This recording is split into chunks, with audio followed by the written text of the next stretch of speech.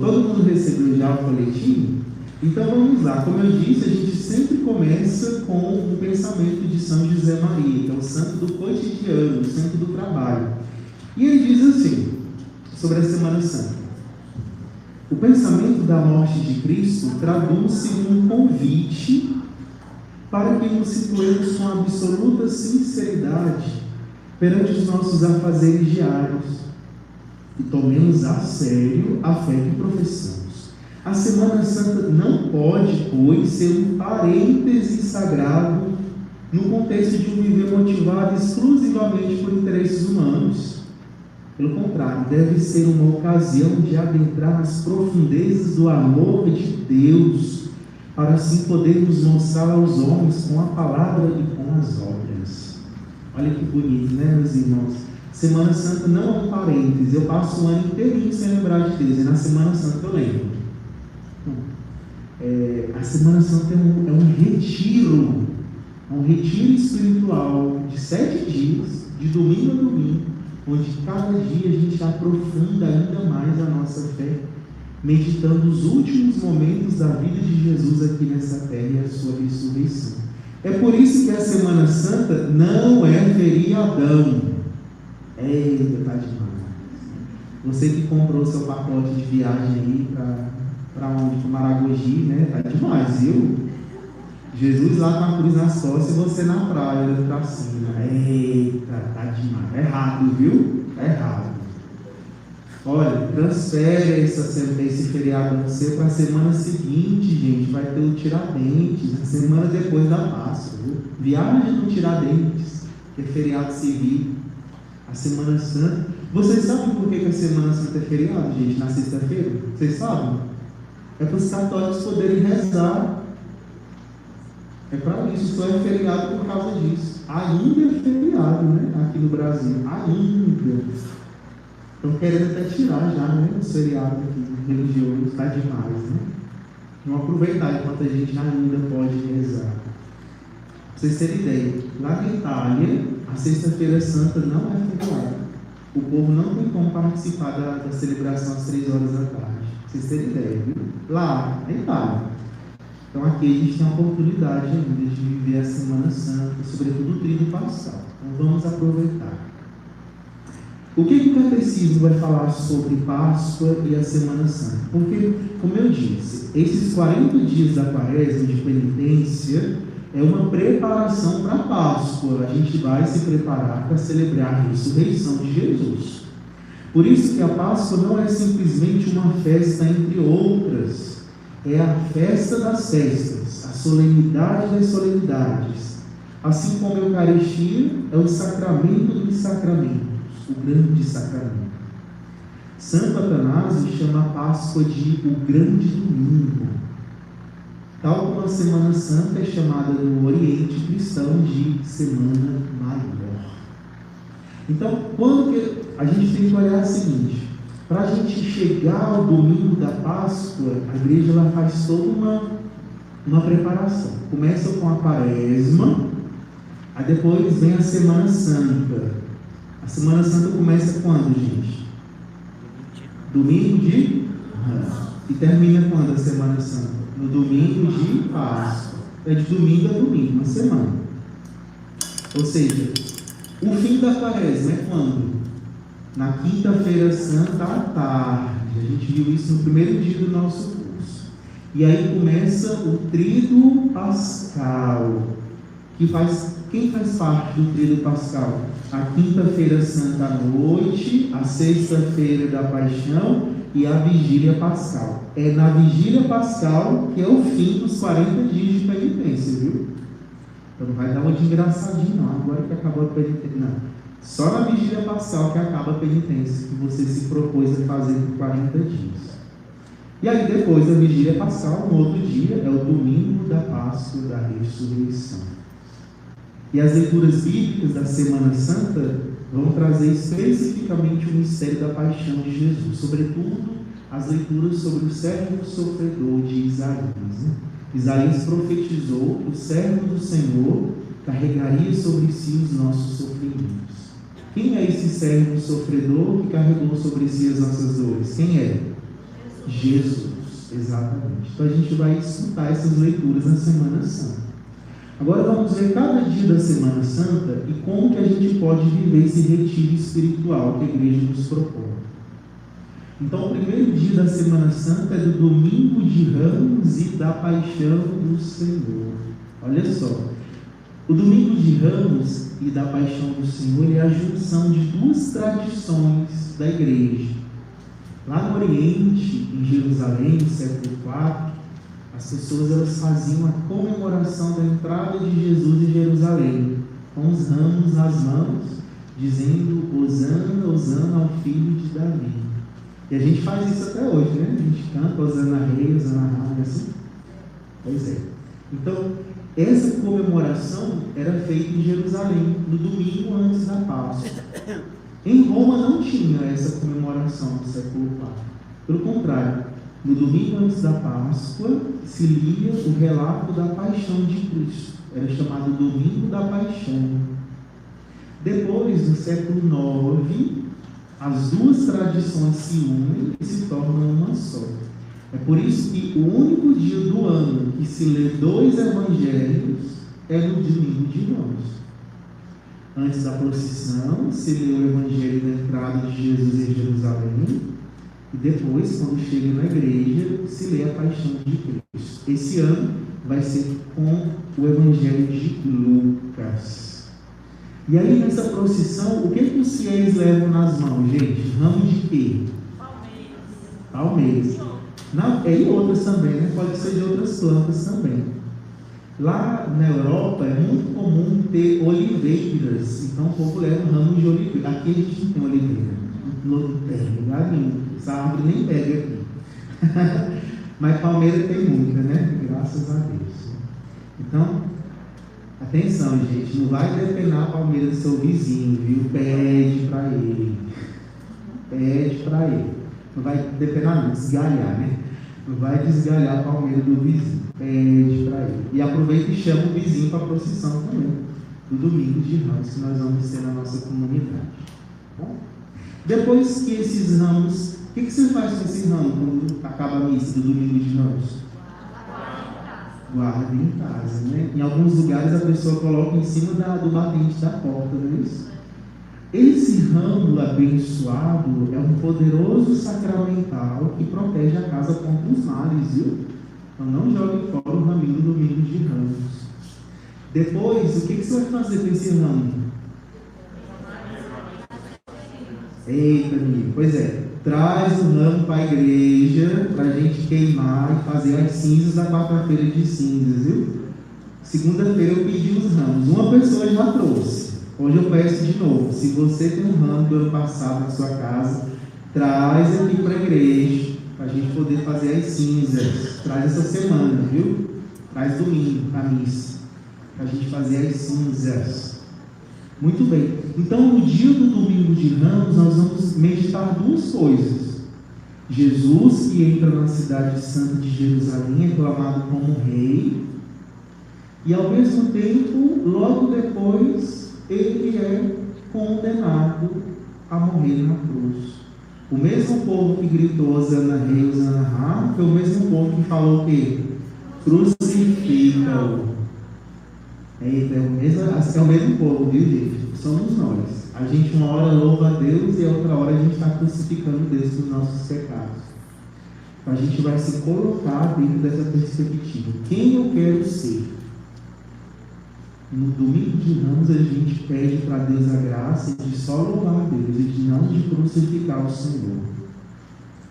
E aí, a segunda, a terça e a quarta-feira santa, nós vamos escutar essas leituras de Isaías que falam de Jesus como o servo sofredor. É Isaías 42, Isaías 49 e Isaías 50. São os três campos do servo sofredor. E os evangelhos que nós vamos escutar são esses. É justamente o que aconteceu na segunda, na terça e na quarta, naquele tempo.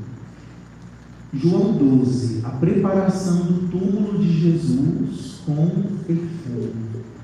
Aquela mulher, ela vai entregar para Jesus muitos perfumes. E aí Judas vai dizer assim: você devia ter vendido esse perfume para a gente dar para os pobres, né? Mas ele não queria dar para o pobre, não. Ele queria fazer o que com esse dinheiro, gente? Ó, colocar no bolso. Ele era ladrão. Depois, no outro dia, na terça-feira, João 13, a traição de Judas e a predição da traição de Pedro. Pedro disse: Jesus, eu vou para onde o Senhor for. E Jesus responde o que para ele? Antes que o galo cante, você vai me negar 3 vezes. É esse evangelho que a gente vai escutar nesse dia.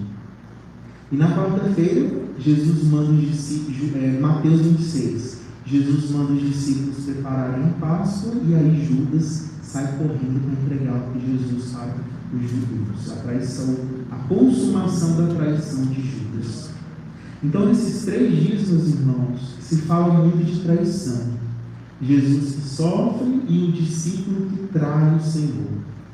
O que nós vamos meditar nesses 3 dias? Justamente isso. Senhor, será que eu estou te traindo com a minha vida, o meu modo de viver, o meu modo de pensar?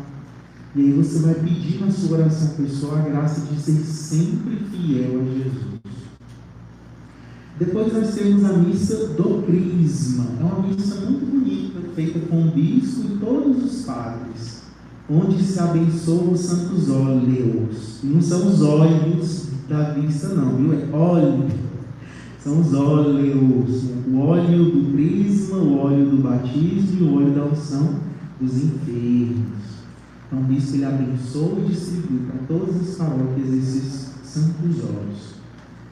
Na tradição da igreja, essa missa acontece na quinta-feira de manhã, mas aqui em Palmas, ela acontece na quarta-feira à noite. Sabe por quê? Porque os padres que vêm lá do interior, lá do Jalapão, eles precisam chegar a tempo de celebrar o lava-pés nas suas paróquias. Então não dá para ser na quinta-feira de manhã. Quem já foi ao Jalapão sabe tanto que é longe, né? Não tem estrada errada.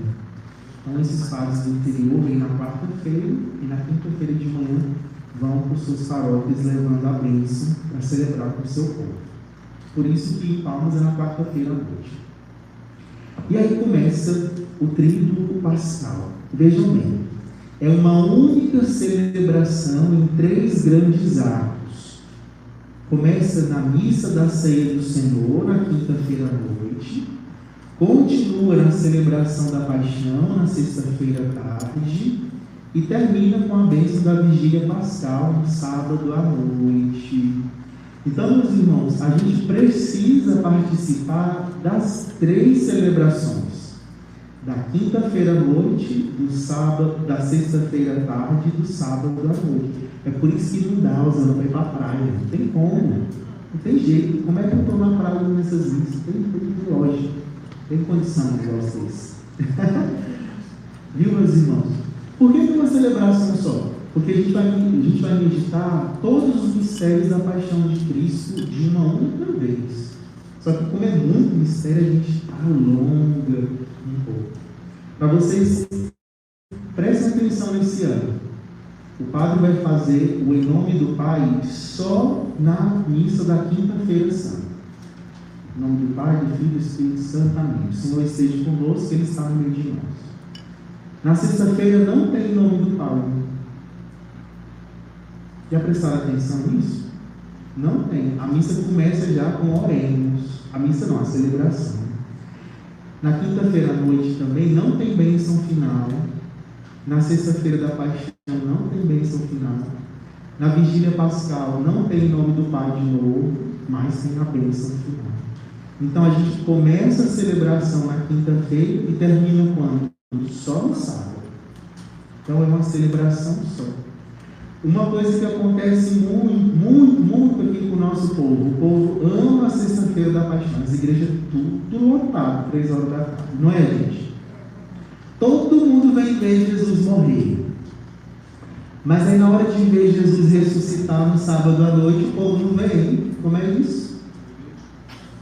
O povo só quer ver a morte de Jesus e não quer ver a ressurreição no sábado à noite. Está demais. Mas vocês não, vocês vão ver tudo, né? A graça de Deus. Então vamos ver o que a gente faz em cada uma dessas celebrações. A missa da ceia, coloquei até o horário aí, que é para não ter desculpa de vocês esqueceram. É a celebração da instituição da Eucaristia, do mandamento do amor e do lava-pés. Ao final da celebração, se faz a trasladação do Santíssimo Sacramento e os fiéis são convidados a fazer um momento de adoração noturna. Vejam bem, no ano passado, na quinta-feira santa, vocês lembram que era só missa online? Vocês lembram disso, gente? Horrível, né? Meu Deus. Não podia fazer lava-pé, foi um horror. Ave Maria. Meu Deus, esse ano a gente parece que vai poder fazer as coisas, né? Então, vamos rezar, né? Para não ter perigo. E a gente vai poder viver bem a quinta-feira santa. Na sexta-feira da Paixão do Senhor, na sexta-feira santa, é o único dia do ano em que não se celebra missa. Não tem missa nesse dia. Todos os dias do ano tem missa, menos nesse dia. Então, é uma celebração, não é missa da Paixão, é celebração da Paixão. É um dia de jejum e abstinência, como a gente já aprendeu ontem, né? Aqui na nossa paróquia, que horas que vai ser a celebração da Paixão? 3 horas da tarde, 15 horas. Então, como é que começa? Todo mundo chega em silêncio na igreja. Ninguém vai conversar um com o outro, todo mundo em silêncio. O padre com os ministros vão entrar em silêncio, e aí a gente vai ouvir a palavra de Deus com o relato da paixão de Cristo segundo São João. Depois se faz a oração universal. São 10 orações. Essas orações que a gente vai fazer são muito antigas. Elas se encontram nos sacramentários do século VI. Ou seja, tem mais de 1500 anos que a igreja reza essas orações em toda sexta-feira da Paixão. São orações muito poderosas, na qual a gente pede que os méritos do sangue de Cristo derramado na cruz sejam oferecidos por toda a humanidade, pelos doentes, pelos que sofrem, etc. Então, se você tem uma intenção especial nesse dia, é nesse momento que você vai colocar essa intenção. Depois nós fazemos a importante do ano inteiro. Mais importante que o Natal, Padre, é mais importante que o Natal. Mas haviam sido cobertas na quaresma, vão ser descobertas. Então, que horas que vai ser a vigília pascal aqui na nossa paróquia? 7 horas da noite, 19 horas. Então, a vigília pascal, ela consta das seguintes partes. Como é que a gente vai viver bem? A gente precisa saber o que vai acontecer. Primeiro tem a liturgia da luz, bênção do fogo e do círio pascal. Você vai trazer a sua vela, as suas velas para serem abençoadas. Nós vamos abençoar as velas de vocês. Depois, vamos acender o círio pascal e anunciar a Páscoa. Depois vem a liturgia da palavra. Vocês sabem por que chama vigília? É porque é uma celebração mais longa. Então nós vamos ouvir como Deus fez para nos salvar. Então a gente vai ouvir 7 leituras do Antigo Testamento e cada leitura tem um salmo. Então é mais ou menos 1 hora de escuta da palavra de Deus. Depois a gente vai ouvir a carta aos Romanos e o salmo aleluiático. É um salmo cujo refrão é aleluia. E aí esse ano a gente vai ouvir o Evangelho de Lucas, capítulo 24. O Evangelho da ressurreição de Jesus. Depois da liturgia da palavra, nós temos a liturgia batismal, bênção da água. Você vai trazer a sua água também para ser abençoada, viu? Aí vamos aspergir a comunidade com a água do batismo. E se tiver crianças ou adultos para serem batizados, eles serão batizados nesse momento. E por fim, a liturgia eucarística com a comunhão. Cristo ressuscitou verdadeiramente, aleluia. E aí a gente pode viver como novas criaturas, pessoas cheias de Jesus, esperando o Pentecostes, a vinda do Espírito Santo. Que acontece quantos dias após a Páscoa, o Pentecostes?